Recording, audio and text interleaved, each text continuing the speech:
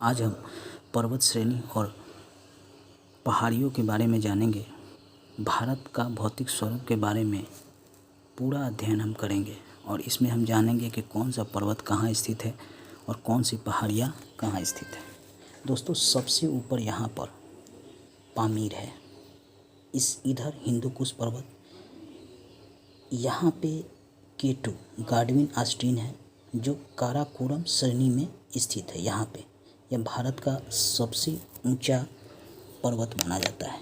नीचे लद्दाख श्रेणी है, इसके नीचे जास्कर श्रेणी है, ये बृहद हिमालय है यहाँ तक। इसके नीचे ये पीर पंजाल है, ये धौलाधर श्रेणी है और सबसे नीचे शिवालिक श्रेणी है। कभी कभी श्रेणी को क्रम से लगाने के लिए पूछता है कि सबसे ऊपर में कौन है, सबसे नीचे में कौन है, ऊपर से नीचे क्रम में लगाएं। ये हमेशा ही UPSC, BPSC, UP PCS में इस तरह के प्रश्न पूछता है। इस बृहद हिमालय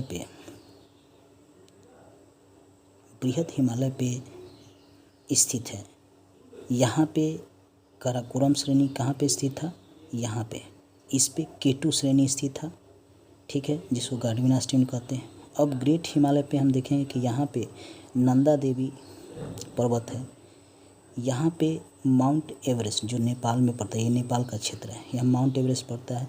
विश्व का सबसे ऊंचा पर्वत है, 8,848 मीटर ऊंचा है।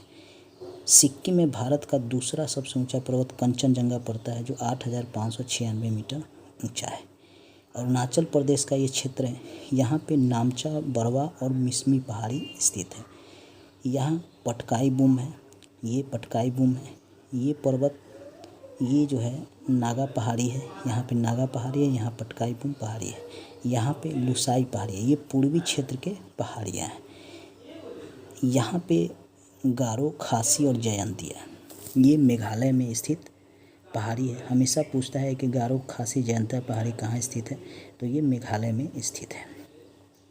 अब इधर आइएगा तो यहाँ पे राजमहल पहाड़ी स्थित है, यहाँ कैमूर है, यहीं पे महेंद्रगिरी पर्वत है, इसकी ऊंचाई 15,001 है। यहाँ पे आपको उत्तरी सरकार का क्षेत्र है गोदावरी तक। यहाँ कन्याकुमारी से कृष्णा तक ये जो है कोरोमंडल क्षेत्र है जो पूर्वी घाट की तरफ पड़ता है। ये पूर्वी घाट है, पूर्वी क्षेत्र की तरफ ये पड़ता है। यहाँ से यहाँ तक पूर्वी घाट है, यहाँ से यहाँ तक पश्चिम घाट है।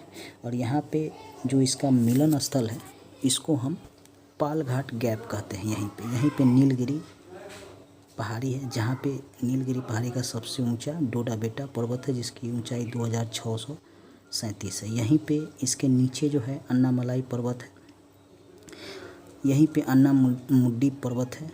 यहाँ पे ये दक्षिण का सबसे ऊंचा पर्वत है, 2,695। यहाँ पे 3 पहाड़ियाँ हैं। उत्तर में अन्नामलाई पर्वत, दक्षिण में काडमी पर्वत जिसे इलायची पर्वत कहते हैं, और पूर्वी में पालनी की पहाड़ी स्थित है। 3 पहाड़ियाँ स्थित है, इसी पे अन्नामलाई मुंडी पर्वत स्थित है। ये जो क्षेत्र है केरल का, ये मालाबार तट है, और यहाँ पे जो है ये जो है कोकण तट है जो गुजरात से लेकर गोवा तक का क्षेत्र है। हमेशा पूछता है कि पूर्वी तरफ कौन सा तट स्थित है, पश्चिम तरफ कौन सा तट स्थित है। उत्तरी सरकार कोरोमंडल तट दे देगा, इधर आपको मालाबार कोकण तट दे देगा। बोला पूर्वी क्षेत्र में कौन स्थित है या पश्चिम क्षेत्र में कौन स्थित है, तो आप हमेशा याद रखिएगा पूर्वी क्षेत्र में उत्तरी सरकार कोरोमंडल, पश्चिम क्षेत्र में कोकण तट और मालाबार तट। महाराष्ट्र में जो 2 पर्वत है सबसे ऊंचा, कलसुबाई और महाबलेश्वर, यहीं पे एलिफेंटा पॉइंट स्थित है। यहाँ पे ये विंध्य पर्वत है, ये सतपुड़ा पर्वत है, ये अजंता पर्वत है। विंध्य पर्वत और सतपुड़ा पर्वत के बीच में नर्मदा नदी निकलती है। जो ये जो क्षेत्र है इसको हम कहते हैं अमरकंटक। यहीं से सोन नदी इधर चल जाती है जो गंगा में मिल जाती है बिहार में, और इधर जो है महानदी निकलती है जो उड़ीसा से बहते हुए बंगाल के खाड़ी में गिर जाती है। यहाँ पे गिरी पहाड़ी है, यहीं पे एशियाई सिंह जो है उपस्थित है।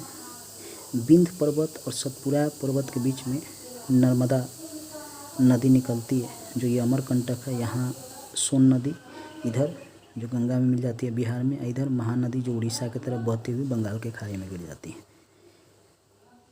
ये नर्मदा और ताप्ती एस्चुरी बनाती है। पश्चिम की तरफ गिरने वाली ये दो नदियाँ हैं, ये हमेशा याद रखिए, जो अरब सागर में गिरती हैं। ये दोस्तों अब कुछ प्रश्नों को देखते हैं। माउंट एवरेस्ट कहाँ है? उत्तर है नेपाल। ये MPPCS में पूछा है, UPSC में भी पूछा है, UPPCS में भी पूछा है, बिहार में भी पूछा है। अगला प्रश्न है ग्रेट हिमालय की ऊंचाई क्या है? उत्तर है 8,850 मीटर। ये JPSC में पूछा है, जबकि 8,848 मीटर ही ऊंचा है वर्तमान में। भारतवर्ष की सबसे ऊंची चोटी कौन सी है? K2 गाडविन आस्टीन, या इसमें पूछा है। भारत का सबसे ऊंचा पर्वत शिखर कौन सा है? कंचनजंगा, ये भी पूछा गया है। अगला प्रश्न है शिवाराय पहाड़ी कहाँ अवस्थित है? तमिलनाडु में, यह भी IAS में पूछा गया है। अगला प्रश्न गुरु शिखर पर्वत चोटी कौन से राज्य में अवस्थित है? राजस्थान में। ये राजस्थान PCS में पूछा गया है, UPPCS में, MPPCS में ये पूछा गया है। इस तरह के प्रश्न आते हैं।